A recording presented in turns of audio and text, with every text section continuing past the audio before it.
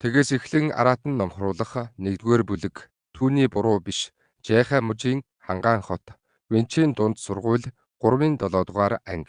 Энэ удаагийн туршилтын шалгалтанд хүн бүрийн агц дэвшил илт харагдаж байна. Ялангуяа цэн шоу бүх ангидаа 2-р байр эзэлж бүтэн онооноос ердөө 2 оноогоор дутуу байна. Хүн бүр түүнээс суралцах хэрэгтэй. Засваргчдын ихэнх нь сайн байсан ч зарим нэг нь сайжрахыг хичээгээгүй бөгөөд тэг оноо авсан нь ангийн дунджийг бууруулсан. Би энд нэр дурдахгүй. Гэхдээ энэ сурагч өөрийгөө тунгаан бодно гэж найдаж байна. Ахлах сургуулийн эсэлтийн шалгалт хүртэл ердөө 21 хоног үлдсэн тул ийм дүн таныг араатны мастер ахлах сургуульд байтугай энгийн мэргэжлийн ахлах сургуульд ч оруулахгүй гэж ангийн багш ноён юу 3 дугаар игнэний цонхны хажуудах суудлал руу харлаа. Тэнд үсэдээр боосон охин яг л үлгэр жишээ сурагч шиг цэг сууж байв. Юу багш амаа татуулзуулахаас өөр аргагүй. Дүр эсгэхээ бол би чиний тухай ярьж байсан хэмээн бодно.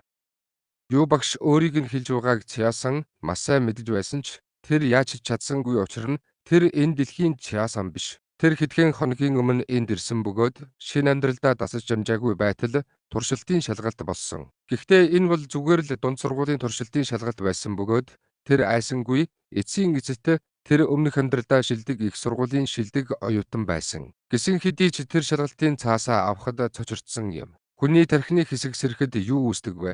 Зүрхний хайрсанд ямар ер бусын амьтад татагддаг вэ? Өмхийн хавчны эцсийн хувьслын хэлбэр юу вэ? Хүн төрлөختөн алгаргуудыг аль хэдийн колончлсон бэ? Эцэст нь тэр зөвхөн таажил чадсан алийг нь сонгохоо мэдэхгүй байвал олон сонголттой асуултын богино хариултыг хоосон зайг санамсаргүй байдлаар бөглөөд эсэний хэсгийг хоосон орхино. Сүүлийн 2 өдөр Цяасан биедээ дасан зогсож анхны эзнийх нь дурсамжууд гарч ирв. Тэр энэ ертөнцийн талаар бараг л ойлгосон. Энэ бол араатныг номхруулахад төвлөрсөн ертөнц юм.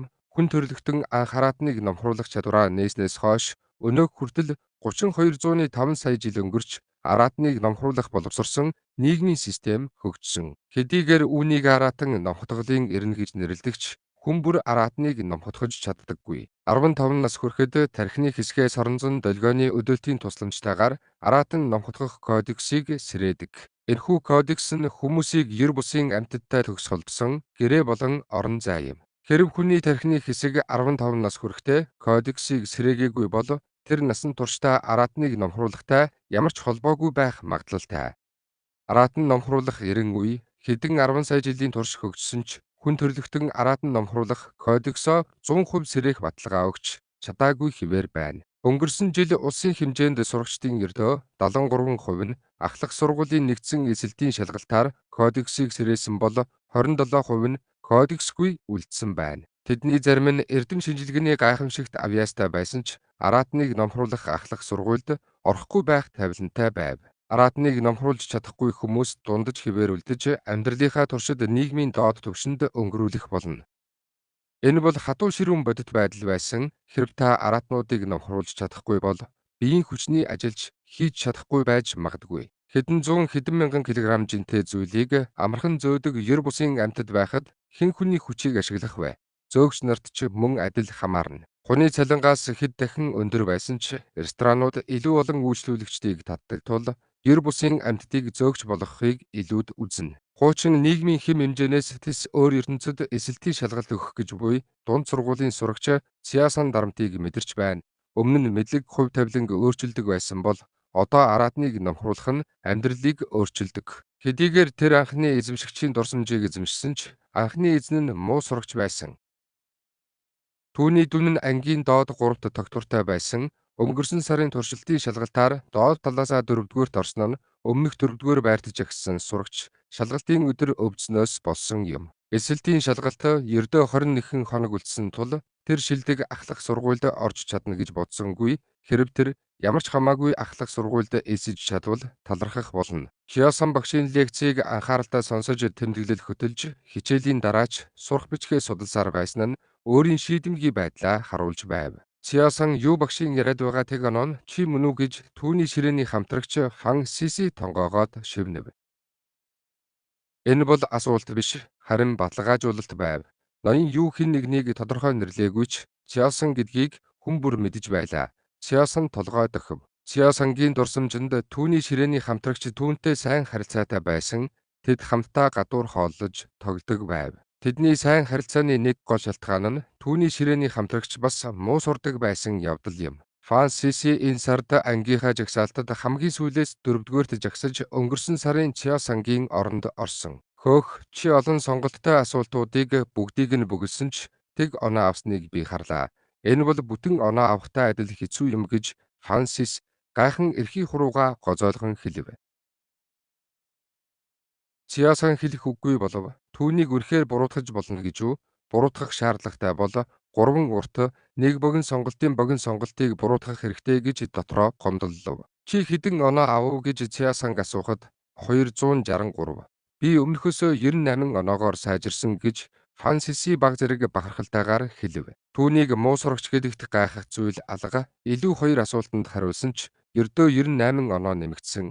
Гэвч Чиосан бодлоо дотроо хадгалав. Эцсийн эцэст тэд хоёулаа муу сурагчид байсан тул нэгнийгээ доош нь хийх шаардлагагүй амуу биш гэж Чиосан үнэнчээр хэлв. Ширээний хамтрагчийнх нь оноо түүнд жаахан муу санагдсан ч түүний өмнөх сарын 200 оноотой харьцуулахад мэдэгдэхүйц сайжирсан байв.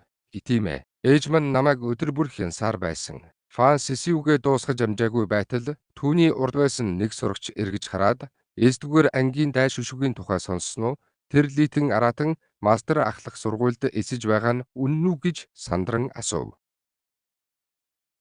Фансиси санаа алдан ихрэв энэ тухай яригдж байгаа бол энэ нь үнэн байх магадлалтай. Чиосан сурах бичгээ эргүүлэн сууна. Дай шүшүү бол энэхүү туршилтын шалгалтын шилдэг сурагч. Чиосангийн хувьд шилдэг сурагчийг ахлах сургуульд эсүүлж байгаа нь тийч их шуугиан тарих зүйл биш бөгөөд түүний хувьд одоо хамгийн чухал зүйл бол гол санаануудыг цээжлэх явдал юм. Тэр өөрийнхөө аратан нонхтголын кодексийг сэрээсэн учраас түүнийг эсүүлсэн гэж сонссон гэж өөр нэг оюутан хэлэлцүүлэгт нэмв. Үүнийг сонсоод Чиосан толгоогоо өргөв. Аратан мастрын ахлах сургуулиуд ирээдүйн аратны мастер нарыг эсүүлдэг тул кодексийг сэрээх чадвар маш чухал. Өөрөө сэрдэг хүмүүс соронзон өдөөлтөөр сэрдэг хүмүүстэй харьцуулахад ирээдүйд илүү өндөр амжилтанд хүрдэг. 30 сая жилийн өмнө сэрсэн аратны мастрын анхны бүлэг бүгд өөрсдөө сэрсэн бөгөөд энэ нь хүн амын зөвхөн 1%-ийг эзэлдэг. 2563 жилийн өмнө судлаач Чин Лэшин хүний тархины хэсгүүдийг соронзон өдөөлтөөр сэрээж болохыг нээсэн нь аратан номхруулах эртний жинхэнэ эхлэлийг тавьжээ. Гэсэн хэдий ч амжилттай өөрөө сэрсэн хүмүүс онцгой хэвээр байна. Фансиси өөрөө сэрхүү. Одоо түүнтэй ойртоход хэтэрхий оройтсон гэж чи бодож байна уу гэж эргцүүлэн асуув. Урд сууж байсан сурагч толгойс ихсрэн эхрэггүй дээ. Ахлах сургуульдаа амжилттай эссэн бол хичээлдээ суухгүй байх магадлалтай. Хэрэв та ахлах сургуульд орж чадна гэдгээ урьдчилан мэдэж байсан бол сургуульдаа явах уу гэж хариулв. Фансиси ч үүнтэй санал нэгдэв. Хэрэв би өөрөө сэрсэн бол муу оноотой байсан ч эсэж чадах уу гэж Чиосан нухацтай асуув.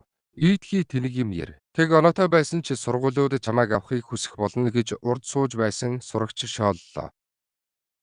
Энэ тухай бодоод нэмэргүйдээ өөрөө сэрсэн сурагчид үргэлж шилдэг сурагчид байдаг, муу сурагчдад зай байхгүй. Гэд Фансиси Чиосангийн мөрийг алгадаад хэдэн өдрийн өмнө би үүнтэй төстэй зүүдэлсэн гэв Чиосан толгоогоо гудалгаад юм хэлсэнгүй. Тэр 3 түүнийг сэтгэлээр унсан гэж бодоод өөрөө сэрэх тухай яриагаа болов. Тэд Чиосан энийг хүслээ дарах гэж тэмцэж байгааг мэдээгүй. Өөрөө сэрэх тэр энэ ертөнцөд эренгүүтэл өөрийгөө амжилттай сэрээсэн. Тэр эхэндээ үүнийг юу болохыг мэдээгүй бөгөөд дурсамжууд нэгдэхэд тэр үүнийг 15 наснда сэрдэг аратан ногтголын кодекс гэдгийг ойлгосон. Ихэнх хүмүүс 15 наснда сэрдэг тул тэр үүнд нэг их ач холбогдол өгөөгүй. Өөрөө сэрэх болон соронзон өдөөлтөөр сэрэхийн хоорондох зай ийм том болно гэдгийг мэдээгүй. Анхны Чиосан муу сурагч байсан нь гайхах зүйл биш юм. Тэр өөрөө сэрэх болон өдөөлтөөр сэрэх хоёрын ялгаагч ойлгоогүй байв. Ахлах сургуулийн эсэлтийн шалгалтын дарамтгүйгээр Чиосан уншиж байхдаа илүү тайвшрав. Тэр мэдлэгийн цэгийг зүгээр л цээжилсэн зүйл гэж үзэхээ болсон. Гүн хөвдтэй яст мэлхийн газрын төрөлд багтдаг бөгөөд ихэвчлэн цөл халуун орны бүс нутагт байдаг. Түүний нүдний алим нь хар бөгөөд сэлэхтэй сайн биш. Сэлэхтэй сайн биш яст мэлхий хэрэв чи сэлж чадахгүй бол яагаад яст мэлхий юм бэ? Яст мэлхий яагаад усны төрөл биш харин газрын төрөлд багтдаг вэ? Гам бүтээгч хулган нь борооноос зайлсхийх хэрэгтэй. Учир нь түүний бие амархан зэвэрдэг. Энэ нь нарны гэрэлд дуртай, ер бусын амьтан яагаад зэвэрдэг вэ? Хэрэв түүний шинж чанар нь жинхэнэ ган шиг гам бол бороонд өртгөд зэвэрдэг. Тэгвэл яагаад нарны гэрэлд дуртай вэ? Энэ нь эсэлдэлт болон зэврэлтээс айдаг гэсэн бидтэй нийтлэг ойлголтоос зөрсөн маш олон зүйлийг хараад тэр гомдлохыг хүсэв. Гэвч Чосон үүнийг ядаргаатай гэхээсээ илүү сонирхолтой гэж үзсэн бөгөөд тэр эдгээрийг хичээхгүйгээр санаж байв. Удалгүй сургуульч тарлаа. Чосон гимаа цэгцлээд суудлаасаа босож амжаагүй байтал хар хүрээтэй нүдний шил зүүсэн охин дөхөж ирээд Чосон багш чамайг дуудаж байна гэхэд Чосон хэсэг зуур гайхширч ойлголоо гэв. Анхны Чосон багшид үргэлж дуудагдагт дассан байсан бол одоогийн Чосон дасаагүй байв. Ялангуяа багшийн шүлс түүний нүүр рүү цацрах үед ич чинь яаж хаа вэ? Эсэлтийн шалгалт өгөж байхад чи яаж ингэж сурч чадаж байна? Чи үүнийг өөртөө болон эцэг эхтэй яаж тайлбарлах гэж байна? Чосон чимээгүйхэн нэг алхам ухарч багшаа тайвширхаа. Би яаж тайвширч чадах юм бэ? Би олон жил хичээл зааж байсан ч ийм үг гүйцэтгэлийг хизээч харж байгаагүй. Гээд багшийн үгээр дайрах нь зогсолтгүй үргэлжилсээр байв. Өмнөх амьдралдаа шилдэг сурагч байсан Чосон ийм байдалд анх удаа өртөж байсан нь энэ байв.